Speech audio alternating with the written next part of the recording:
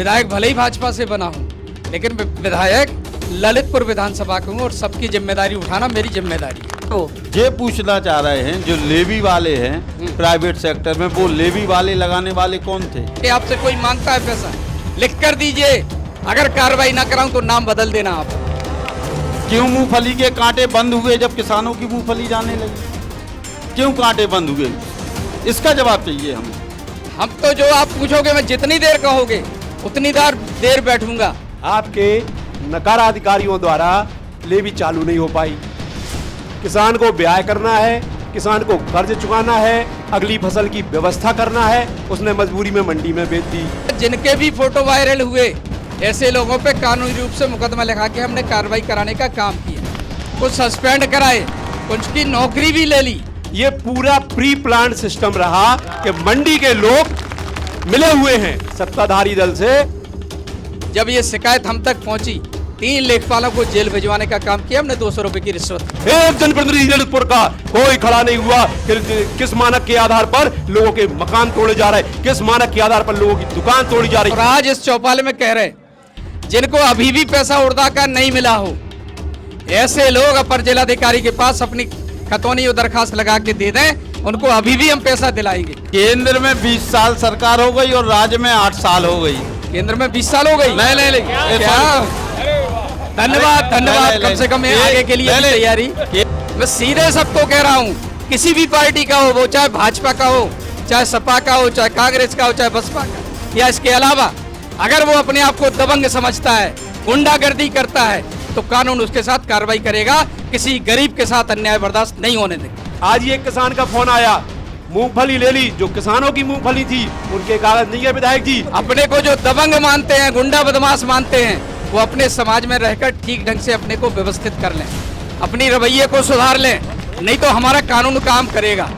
कि जिनके हाथों में छाले पैरों में बेवाई है, जिनके हाथों में छाले पैरों में बेवाई है, ये रौनक तुम्हारे बंगलों में इन्हीं के दम पे आई है। और कोई भी सिरफरा जब चाहे जो चाहे जो कर ले।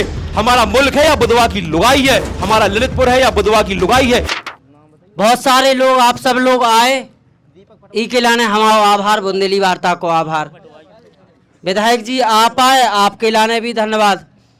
और कोनो भी जब व्यक्ति, कोनो भी राजनेता सत्ता में रत, तो सत्ता के लाने बड़ो कलेजो चाहने पर, चाहे अखिलेश जी सत्ता में हुए, सो भाजपा वालन ने, कांग्रेस वालन ने, बसपा वालन ने बहुत घेरो।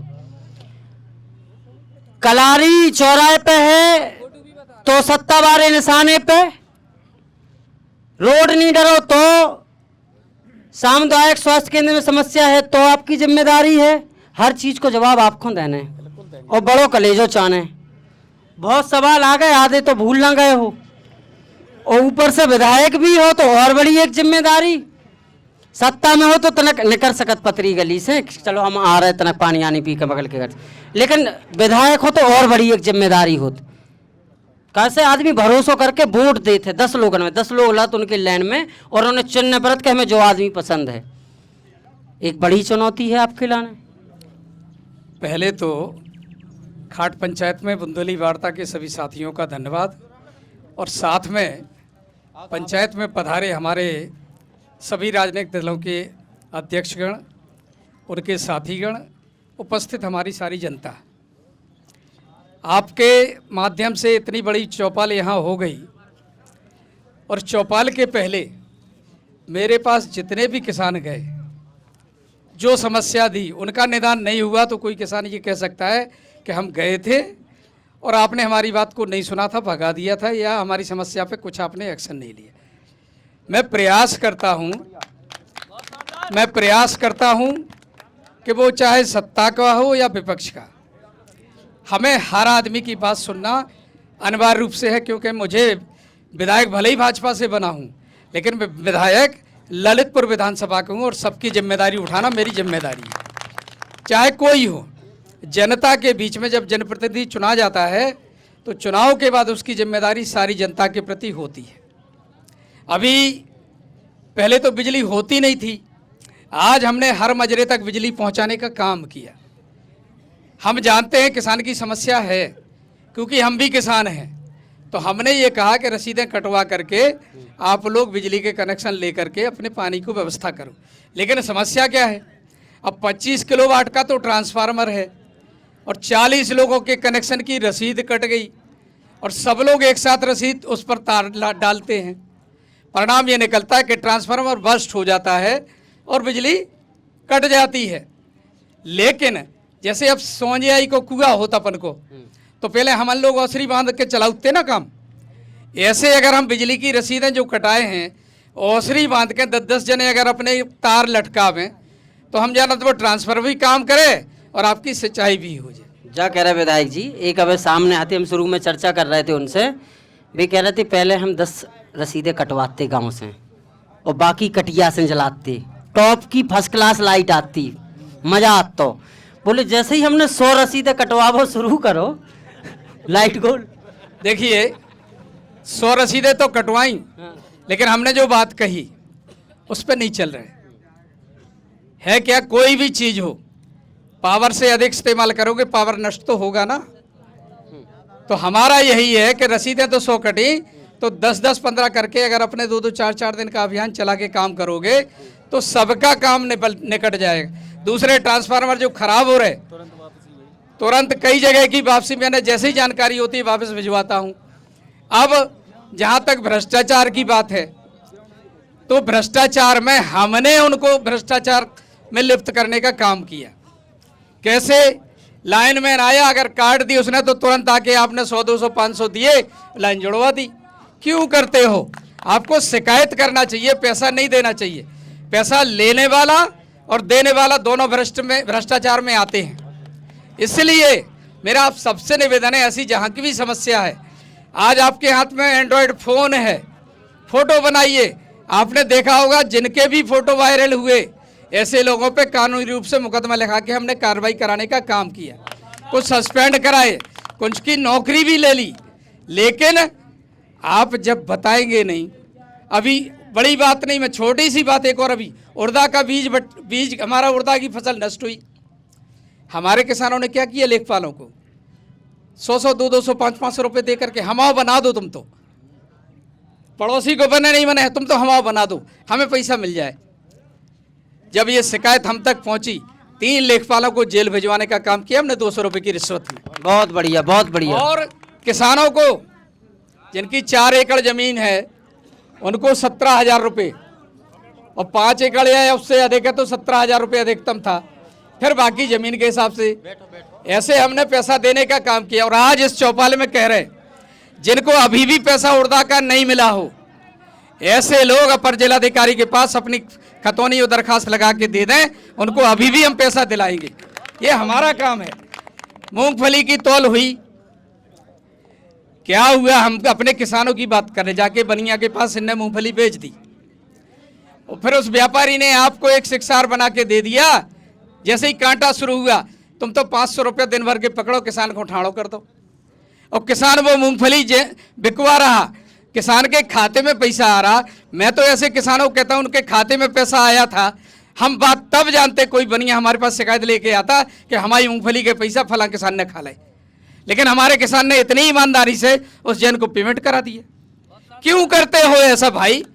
अपनी जमीन, अपनी फसल का उत्पाद अपने ढंग से नहीं बेचोगे, अपनी फसल को किसानों के आप जाके आड़तिया के पास बेच देते हो और फिर आड़तिया के कहने पे आप खड़े हो जाते हो।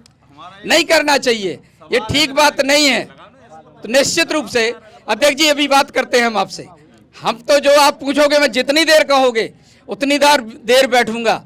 और एक एक आदमी से मेरा कहना है, भ्रष्टाचार को निपटाने के लिए आपकी मदद की आवश्यकता है। आप लोग भ्रष्टाचार में अगर फोटो खिंचवा के कार्रवाई करके आपसे कोई मांगता है पैसा, लिख कर दीजिए, अगर कार्रवाई ना कराऊं तो नाम बदल देना आप हमारा। बहुत बढ़िया, तो एक बड़ा आश्वासन बताओ अध्यक्ष जी। अब जो मूंगफली में जो कालाबाजारी भाई, कागज की लगे थी, किनकी, व्यापारियों की थी, मान तो रहे, लेकिन कागज किसके थे ये भी तो बता रहे। वो ये पूछना चाह रहे हैं जो लेवी वाले हैं प्राइवेट सेक्टर में, वो लेवी वाले लगाने वाले कौन थे, इनके नाम बताते हैं। क्यों मूंगफली के कांटे बंद हुए जब किसानों की मूंगफली जाने लगी? क्यों कांटे बंद हुए, इसका जवाब चाहिए हमें। देखिए अध्यक्ष जी, बात ठीक पूछी आपने, लेकिन मैं ये बता दूं, हमारे किसानों ने फसल बोई और फसल बेच दी, सरकार के पास वो रिकॉर्ड है। अब उस जितनी फसल हुई उतनी बिक गई, फिर मूंगफली लगातार कहां से किसान के पास निकल रही? हाँ, यही तो हम ये पूछना प्रश्न चाह रहे हैं था। सरकार से। और आड़तियों के संग हमारा किसान खड़ा हो गया, कैसे काम चलेगा बताओ ना। विधायक जी, आपका व्यक्तिगत भ्रष्टाचार के खिलाफ या जनपद के विकास को लेके विजन हो सकता है। आप पृष्ठभूमि पर जाइए। लेवी का जो डेट थी, जो नियत तिथि थी, उस नियत तिथि पे आपके नकारा अधिकारियों द्वारा लेवी चालू नहीं हो पाई। किसान को ब्याह करना है, किसान को कर्ज चुकाना है, अगली फसल की व्यवस्था करना है, उसने मजबूरी में मंडी में बेच दी। ये पूरा प्री प्लान सिस्टम रहा कि मंडी के लोग मिले हुए हैं सत्ताधारी दल से और उन लोगों ने पूरी प्लान की तरह। उसके बाद क्या हुआ विधायक जी, इसमें कोई अन्यथा नहीं ले, कोई व्यक्तिगत लेने की बात नहीं है, ये व्यवस्था की बात है। आपने कहा आप भ्रष्टाचार के खिलाफ हो, हम इसलिए इस चौपाल के माध्यम से आप तक ये बात पहुंचा रहे। आज दावे से कह रहे अगर आप जांच करा लो मूंगफली की। आज ही एक किसान का फोन आया, मूंगफली ले ली, जो किसानों की मूंगफली थी उनके कागज नहीं है विधायक जी। यहां कोई अगर किसान खड़े हो तो हाथ उड़ा के कह देना, कई किसानों से जो दलाल थे, जो सेंटर वाले लोग थे, वो कह रहे अपनी मूंगफली वापस ले जाओ और किसान को 4,000 और 4,400 बेच दो, और 1100 रुपया रिश्वत ली है उस मूंगफली को लेने की। उनके शिक्षार नहीं काटे गए, उनसे कहा हम 2 दिन बाद शिक्षार देंगे, 3 दिन बाद। उसके बाद जब अधिकारियों को भ्रष्टाचार की बंदरबाट नहीं मिल पाई, जिन अधिकारियों को, उन अधिकारियों ने मूंगफली की खरीद बंद करा दी। और जब उनको भ्रष्टाचार की बंदरबाट मिल गई, उनने पूरी ताकत लगा ली, तो एमडी ने चालू नहीं की। यह सच्चाई है लेवी की। तमाम ऐसी सच्चाइयां हैं कि जो इस बात को कटघरे में खड़ती हैं। और हम आपसे कहना चाहते हैं और उन अधिकारियों से निवेदन करना चाहते हैं 2 लाइनों के माध्यम से कि ललितपुर में तो क्या क्या हो रहा है कि जिनके हाथों में छाले पैरों में बिवाई है, जिनके हाथों में छाले पैरों में बिवाई है, ये रौनक तुम्हारे बंगलों में इन्हीं के दम पे आई है।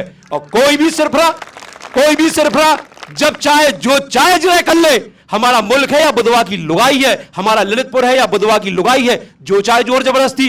आप लेवी की बात कर रहे हैं, अभी ललितपुर के अतिक्रमण की बात आएगी, उसमें हम आपसे सवाल करेंगे। एक जनप्रतिनिधि ललितपुर का कोई खड़ा नहीं हुआ कि किस मानक के आधार पर लोगों के मकान तोड़े जा रहे, किस मानक के आधार पर लोगों की दुकान तोड़ी जा रही। हर बार गरीबों को विस्थापित किया जाता है, चिन्हित लोगों के मकान तोड़ दिए जाते हैं, उसके बाद ज्यों का त्यों अतिक्रमण। कोई प्लान नहीं है, अफसरों के पास कोई रूट मैप ही नहीं है। आप प्रेजेंट कीजिए, कोई अतिक्रमण करना नहीं चाहता। एक जिलाधिकारी जी, आप सारे लोग, सत्ता के लोग, हमारे जनप्रतिनिधि हैं, विधायक जी हैं, मंत्री जी हैं, आप सारे लोग बैठ के एक रूट मैप तैयार कीजिए कि इस मानक से इस तरह यहां का अतिक्रमण हटाया जाएगा। उसके बाद हमारा यह प्लान है, जो विकास के लिए पैसा आया है ये इसमें खर्च किया जाएगा। सारे लोग तैयार हैं, सारे लोग सहज तैयार हैं, लेकिन मनसा और नीयत अगर साफ होगी तो निश्चित रूप से ललितपुर का विकास हो पाएगा। और लेवी में किसानों की जब जल पाएगी, जब मनसा साफ होगी। सारा प्री प्लान्ड है। हम सफेद कुर्ता पहनने से या बड़ी बात करने से ईमानदार नहीं हो जाएंगे। हमें जनता के बीच में यह दिखाना पड़ेगा आप सबको कि हां, इसका लाभ जो सरकार की मंशा थी, जो देश की सरकार की मंशा थी कि किसानों को लेवी का लाभ मिले, मैं दावे के साथ कहता हूं ललितपुर में कोई लाभ नहीं मिल पाया। देखिए राजेश भाई, मैं आपकी बात से पूर्णता तो नहीं लेकिन अंशतः सहमत हूं, क्योंकि अधिकारी कर्मचारी जो बैठा है ना, वो आज का नहीं है। और इतनी आदत खराब है अधिकारी कर्मचारियों की कि उसको ठीक करने के लिए देख तो, अरे देखिए, सुन तो लीजिए भाई। केंद्र में 20 साल सरकार हो गई और राज्य में 8 साल हो गई। केंद्र में 20 साल हो गई? नहीं, क्या? धन्यवाद, कम से कम आगे के लिए तैयारी। केंद्र में आपकी 15 साल हो चुकी है, देखिए, लेकिन यहाँ भी तो 8 साल हो गई, अभी भी अधिकारी नहीं बदल गए। आप हम यही कह रहे हैं, अभी तक आपने अधिकारी यही कह रहे हैं, हमें अधिकारियों को ठीक करने के लिए बहुत कुछ। विधायक जी, एक और मुद्दा, आप किसानों की बात कर रहे हैं, हम आपसे जवाब पूछना चाहते हैं मेहरौनी के पड़वा ग्राम की, जहां एक बच्चा अपनी बीमारी के कारण, उसके माता पिता ने आत्महत्या की थी, उसकी मां ने फांसी लगाई थी और आपकी पुलिस की द्वारा उसको धमका गया था, उसके पिता को भी अटैक आ गया था। उस बच्चे की क्या मदद हुई? देखिए, अभी तक कोई भी प्रतिनिधि आज तक उसके घर नहीं गया। लेकिन धन्य माननीय अखिलेश यादव जी का, हम लोगों ने उनको पीड़ा सुनाई तो उन्होंने 1 लाख रुपए देकर उनकी आर्थिक मदद करने का काम, उस बच्चे का इलाज करने का काम किया। ये आपने बहुत अच्छा काम किया और मैं आपके द्वारा किए गए काम की तारीफ भी करता हूँ। अच्छी बात है, ये तो राजनीतिक दलों को करना चाहिए। आपको एक और बात बता दें, आपका यहाँ चना घोटाला अभी प्रेजेंट में कुछ दिनों पहले मसूर पकड़ी गई, चावल मसूर यहीं से बाहर से लोड होकर जो क्लस्टर किसानों को बांटा जाता है, वो मसूर भी आपके पास में बसत गांव में पकड़ी गई है। उसका कौन जवाब देगा? इस मुद्दों पे आइए ना राष्ट्र में। आज हमें ललितपुर की बात करना है। मैं तो वैसे भी राष्ट्र की बात नहीं कर रहा हूँ भाई, मैं यहीं की बात कर रहा हूँ। देखिए, चना और चावल और मसूर की जो बात है, आपने देखा होगा जांच हो रही है और मुकदमे लिखे गए, गिरफ्तारी भी हुई है। और कृषि उपनिदेशक के खिलाफ जांच की रिपोर्ट शासन को चली गई कि ये भ्रष्टाचार में लिप्त पाया गया। चने के बीज के क्लस्टर जो बने थे, उन किसानों को कम बीज इसने दिया। उस पर कार्रवाई के लिए हम लोगों ने यहाँ से रिपोर्ट तैयार करा के शासन को भेज दी है। और हमारे किसान भाई, मैं तो आश्चर्य करता हूँ, कोई रिपोर्ट नहीं करता है। 10-12 किलो चना उसको मिल गया, वो उसी में प्रसन्न। उसको 80 किलो चना मिल रहा था, उसको आकर के हमने जब गाँव टीम भेजी अपनी जाँच की, तब उन्होंने ये स्वीकार किया कि हाँ हमको 12 किलो चना मिला। यहाँ बीज की किट बढ़ती थी। इस बार मैंने पहली बार कृषि अधिकारियों को अपने उस टारगेट पे लिया कि तुम लोग पहले प्रतिनिधि बुला के बांटते थे, चाहे वो हमारा प्रधान किसी भी पार्टी का हो, उसको बुला के किसानों को बीज बंटवा दो। यहाँ हमारा जनप्रतिनिधि है, उसको बंटवा दो, जिला पंचायत का उससे बंटवा दो। ये काम हम लोग कराते रहे हैं। और सड़क की बातें कर रहे हो ना आप लोग, आप बताइए, यही बार में बैठे हो, ये बार बानपुर की सड़क केवल 12 किलोमीटर रहेगी जो प्रस्तावित हो गई है। आपको बता दूं, शीघ्र बनेगी। आपकी ललितपुर में, ललितपुर से राजघाट, राजघाट से जखोरा, और कितनी सड़कें ऐसी हैं जो आपके बीच में बनी है इसी पीरियड में, 7 साल 8 साल के में। कितने पुल बन गए हैं। मेहरौनी विधानसभा तो रिकॉर्ड पुलों का निर्माण हुआ है। अपनी ललितपुर विधानसभा में आपका ब्याने नाले का पुल, आपका सहजा नदी का पुल, सवेरे हम उसका शिलान्यास करने वाले हैं। आपका देवगढ़ रोड पे पुल, ये निर्माण किसके शासन में हुए बताओ ना।